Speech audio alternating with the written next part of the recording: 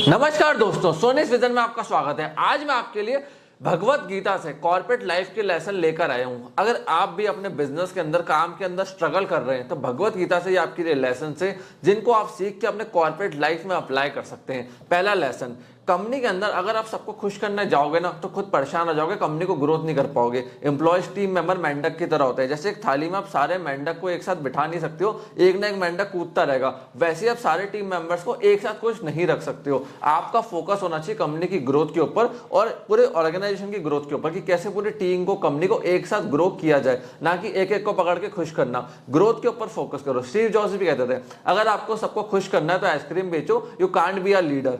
दूसरा लेसन, अपनी problem company में किसी के साथ शेयर मत करना। 90% लोगों को फर्क नहीं पड़ता और 10% लोग खुश हैं कि आपकी लाइफ में समस्या है। प्लस कभी भी वो आपकी प्रॉब्लम को आपके अगेंस्ट में यूज कर सकते हैं, कहीं भी आपकी बात को कभी भी यूज कर सकते हैं तोड़ मरोड़ के। तो कभी भी अपने प्रॉब्लम्स को अपनी कंपनी में किसी के साथ भी शेयर नहीं करना है। लीडरशिप एंड क्लैरिटी, देखिए भगवत गीता में क्लियरली कहा गया है जिस लीडर के पास क्लैरिटी है वो बहुत फोकस के साथ आगे जाता है। जहाँ क्लैरिटी नहीं होती है वहां लीडर्स फोकस के साथ आगे नहीं जा पाते हैं। तो अगर आपको अपने लाइफ में, बिजनेस में ग्रोथ करनी है, कॉर्पोरेट लाइफ में ग्रोथ करनी है तो क्लैरिटी होना बहुत जरूरी कि मुझे क्या करना है, कब करना है, क्यों करना है। ये 3 चीजें लिख के रख लेना, तभी आप लॉन्ग टर्म गोल बना पाओगे, क्लैरिटी के साथ टीम को लीड कर पाओगे।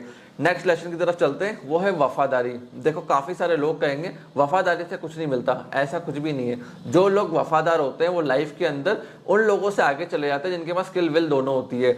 मुकेश अंबानी जी का जो राइट हैंड है मनोज मोदी, मुकेश अंबानी जी ने उसको 1600 करोड़ का अभी घर गिफ्ट दिया है। वो इसलिए दिया है क्योंकि मनोज मोदी 35 साल से रिलायंस के साथ काम कर रहे हैं, कंपनी की ग्रोथ में काम कर रहे हैं और धीरू भाई अंबानी जी के टाइम से थे। आज भी जो बड़ी बड़ी डील्स होती है, उनकी ऑडिट्स होती है, उसके पीछे मनोज मोदी ही अप्रूवल देता है। तो वफादारी बहुत इंपॉर्टेंट है और आज के जमाने में स्किल और विल से ज्यादा महंगी वफादारी है। नेक्स्ट लेसन की तरफ चलते हैं, अपना कर्म करो, फल की चिंता मत करो। देखो कर्म करते जाओ, काम करते जाओ। अगर आपका फोकस सिर्फ इसके ऊपर है ना कि आज मेरे को आउटपुट नहीं मिला, कल मैं काम क्यों करूं, डिमोटिवेट हो गए, तो आप ग्रोथ नहीं कर पाओगे। नारायण मूर्ति जी, इन्फोसिस की शुरुआत हुई थी तब पैसे नहीं थे, बीबी से पैसे उधार लिए, मार्केट से पैसे उधार लिए, इन्फोसिस को चालू करा। उस समय ना इंटरनेट था, ना पीसी था, ना लैपटॉप था। विदाउट एक्सक्यूज अपना काम चालू करा। आज इन्फोसिस भारत की नंबर 1 सॉफ्टवेयर कंपनी है। तो बहुत ज्यादा जरूरी है कि अपने काम के ऊपर फोकस करो, जो आप करना चाहते हो। रिजल्ट एक टाइम बाद आते हैं, टाइम लगता है, बट वर्क के ऊपर फोकस करना बहुत ज्यादा जरूरी है। अब चलते हैं नेक्स्ट लेसन की तरफ, सक्सेस और फेलियर में बैलेंस। देखो फ्रेंड्स, सक्सेस और फेलियर साथ में एक ही चीज है, अलग अलग नहीं है। जैसे दिन और रात होता है, रात भी आती है, दिन भी आता है, शाम भी होती है, सुबह भी होती है, वैसे ही सक्सेस और फेलियर है, वो नहीं बदलती है। आपका जो सर्कमस्टांसेस है कई बार वो चेंज नहीं होते, आपका माइंडसेट चेंज हो जाता है। आपको समझाता हूं कैसे। काफी सारे लोग ये सोचते हैं कि भैया आज हमारा सेल्स आ गया, हमारा रेवेन्यू अच्छा हो गया, हमारा इस मंथ प्रॉफिट अच्छा हो गया, अगले महीने नहीं हुआ। वो ये नहीं सोचते कि पार्ट ऑफ द प्रोसेस है। जब प्रॉफिट रेवेन्यू अच्छा होता है, ग्रोथ अच्छी होती है, तब आपने पिछले महीने काम अच्छे करे होंगे। जब डाउन चला गया तो मतलब आपने इतने एफर्ट्स नहीं मारे, फिर आप वापस एफर्ट डालना चालू करते हो तो वापस आपको रिजल्ट मिल जाते हैं। तो जो सक्सेसफुल लोग होते हैं ना, वो कंटिन्यूस रहते हैं अपने एफर्ट्स के अंदर। जैसे एलॉन मस्क है, उसके 3 बार रॉकेट फेल हुए थे, चौथी बार के लिए उसको वापस लोन लेना पड़ा था। सबने कहा था बर्बाद हो जाएगा, रोड पे आ जाएगा, स्पेस एक्स से लेकर टेस्ला से लेकर सब बिक जाएगा, ये बैंकरप्ट होने वाला है। चौथी बार वापस रिस्क लिया, अपनी गलतियों से सीखा और चौथी बार में सक्सेसफुल रॉकेट बनाया, लॉन्च किया, उसको वापस लैंड कराया और नासा ने सबसे बड़ी डील एलॉन मस्क की कंपनी स्पेस एक्स को दी। मैनेजिंग स्ट्रेस लाइक अर्जुन, अगर आप अपने काम में अपने स्ट्रेस को मैनेज कर सकते हो तो आप धंधे को ग्रो कर सकते हो। अगर आपको स्ट्रेस मैनेजमेंट नहीं आता तो आप कॉर्पोरेट लाइफ के अंदर काम कर ही नहीं सकते हो। देखो प्रेशर भी आएगा, स्ट्रेस भी आएगा, लोड भी आएगा, बट आपको अपना काम करते रहना शांत माइंड से।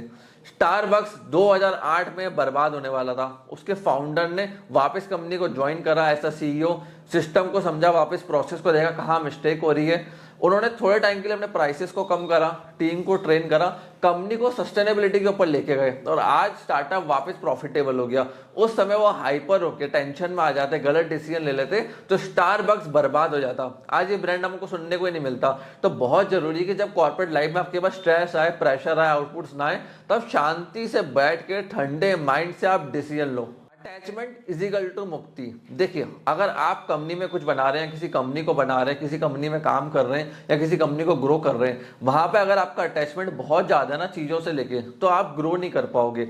अगर आपको ये चीज समझनी पड़ेगी, एक टाइम आता है कंपनियां तो आपको छोड़ती हैं, आप कंपनी को छोड़ते हो, या आपकी कंपनी बर्बाद भी हो सकती है और जीरो भी हो सकती है। आपको ये चीज समझनी पड़ेगी, कोई चीज खराब हुई है, कोई एम्प्लॉय छोड़ के गया है, कोई लीडर छोड़ के गया है, कोई आपका बड़ा क्लाइंट चला गया, इन सब से आपको डिटैचमेंट रखना पड़ेगा, अटैचमेंट नहीं रखना। जैसे स्टीव जॉब्स है, एप्पल ने उनको निकाल दिया, स्टीव जॉब्स ने एप्पल को बनाया था, लेटर ऑन एप्पल ने स्टीव जॉब्स को बाहर कर दिया। अब स्टीव जॉब्स घर बैठे बैठे सोचते रहते हैं कि एप्पल ने निकाल दिया, मैं बर्बाद हो गया, अब मैं करूंगा क्या, मेरे पास कुछ भी नहीं है। उन्होंने ऐसा कुछ भी नहीं करा, उन्होंने तुरंत उसके बाद नेक्स्ट को चालू करा, नेक्स्ट को बिलियंस ऑफ डॉलर तक एक्सपेंड करा, फिर 1998 में वापस एप्पल को ज्वाइन करा और वापस एप्पल को स्केल अप करा। तो आपको ये देखना है कि अगर कोई एम्प्लॉय छोड़ के जा रहा है या कंपनी ने आपको छोड़ दिया, कंपनी बर्बाद हो गई, कुछ भी हो गया, X Y Z reason, client ने आपको छोड़ दिया, आपका मेजर क्लाइंट था कंपनी के अंदर, वो छोड़ के चला गया, कोई पार्टनर चला गया, कुछ भी हो गया, आपको डिटैचमेंट रखना है और अपने काम पे अटैचमेंट रखना है, काम वापस करना है, जैसे स्टीव जॉब्स ने करा और वापस उन्होंने एप्पल को बिल्ड करा और एप्पल का market cap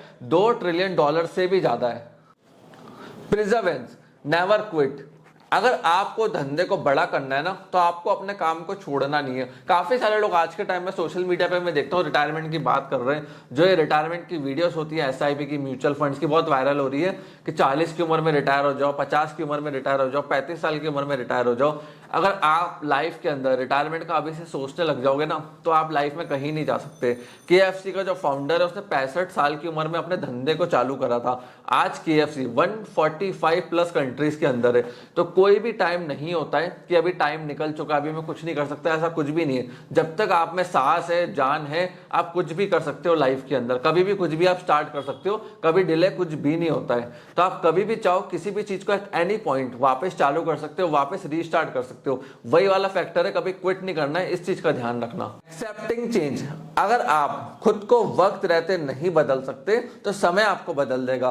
Kodak digital camera बनाने में इन्होंने बहुत लेट कर दिया, ये पेपर वाले कैमरा के ऊपर थे, कोडैक को लगाया मार्केट के अंदर, कौन डिजिटल कैमरा यूज करेगा, ये बहुत एक्सपेंसिव है और आज के टाइम पे कोडैक के कैमरा को यूज नहीं कर रहा है।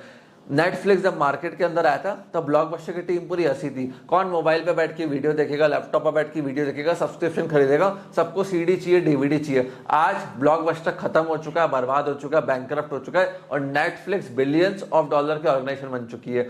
नोकिया जब मार्केट के अंदर थे तब 85% का मार्केट शेयर था, इन्होंने विंडोज को अडॉप्ट करने से बहुत लेट कर दिया, 2008-10 में लेकर आए, एंड्रॉइड को अडॉप्ट करने से मना कर दिया, बहुत चीजों को इन्होंने डिले करा, लेटर ऑन नोकिया पूरा बर्बाद हो गया। आज अपने आसपास देखना, नोकिया किसी के भी हाथ में आपको नहीं दिखेगा। अगर आपने मार्केट के अंदर चेंज को एक्सेप्ट करने से मना कर दिया तो मार्केट आपको चेंज कर देगा। इसलिए कहा जाता है कि वक्त रहते बदल जाओ, क्योंकि वक्त बदलेगा तो बहुत दर्द होगा। मरी हुई मछली पानी के बहाव से चलती है, जिंदा मछली अपना रास्ता खुद बनाती है। जो लोगों में जान नहीं होती, दम नहीं होते, वो सिस्टम से चलते हैं, और जिन लोगों में दम होता है वो अपना रास्ता खुद बनाते हैं, वो अपने सिस्टम खुद बनाते हैं। अगर आपके अंदर हिम्मत नहीं है, आपके अंदर जज्बा नहीं है, तो आप लाइफ के अंदर आगे नहीं बढ़ सकते हो। देखो, लाइफ में, ऑर्गेनाइजेशन में लीड करने के लिए या कहीं भी जाने के लिए आपके अंदर एक जान होनी चाहिए, दम होना चाहिए कि मैं करके दिखाऊंगा, मैं कर सकता हूं। अगर वो नहीं है तो आप कुछ भी नहीं कर पाओगे। जिसके अंदर से कॉन्फिडेंस होता है वो कर जाता है, जिसके अंदर नहीं होता वहीं का वहीं रह जाता है। तो कॉर्पोरेट लाइफ में और बिजनेस लाइफ में अगर आपको सक्सेसफुल बनना है, आगे बढ़ना है, तो आपके अंदर पर्सनल दम होना चाहिए। पर्सनल पोजिशनल पावर के ऊपर फोकस मत करना कि यार मेरी पोजीशन अच्छी है तो मैं उसके बेसिस पे कर जाऊंगा, नहीं। पर्सनल पावर कितनी स्ट्रांग है। राहुल गांधी जी के पास ज्यादा अपॉर्चुनिटीज है पीएम बनने की देन नरेंद्र मोदी। उनके पास ना कोई रिसोर्सेज थे, ना कुछ भी नहीं था, बट वो बंदा पहले पार्षद बनता है, फिर एमएलए बनता है, फिर सीएम बनता है और आज पीएम बन गया। क्यों? उन्होंने अपनी पर्सनल पावर को स्ट्रांग रखा, अपने अंदर दम रखा। अगर आप अपने आसपास के रिसोर्सेज पर डिपेंडेंट हो ना कि मेरे पास अच्छे रिसोर्सेज आसपास होंगे तो मैं ग्रो कर जाऊंगा, काम कर जाऊंगा, सक्सेसफुल हो जाऊंगा, तो आप कभी भी लाइफ के अंदर इंडिपेंडेंटली सक्सेसफुल नहीं हो सकते। हमेशा उन रिसोर्सेज के ऊपर डिपेंडेंट रहोगे। जिस दिन वो रिसोर्सेज गई आपका ग्राफ नीचे चला जाएगा। तो हमेशा आपको अपनी पर्सनल पावर को बढ़ाना है, अंदर से अपने काम करने की क्षमता को बढ़ाना है। फ्रेंड्स, ये थे 12 लेसन गीता से जो कॉर्पोरेट लाइफ में आप अप्लाई कर सकते हो सक्सेसफुल होने के लिए और ग्रोथ करने के लिए। मैं आशा करता हूँ ये वीडियो आपको पसंद आई होगी। और कौन सा लेसन आपको अच्छा लगा, कमेंट सेक्शन आपके लिए ओपन है। कमेंट सेक्शन में कमेंट करके मेरे को बताइएगा। आपने इस वीडियो को यहाँ तक देखा, हम लोगों को इतना पेरेंट सपोर्ट दिया, उसके लिए धन्यवाद।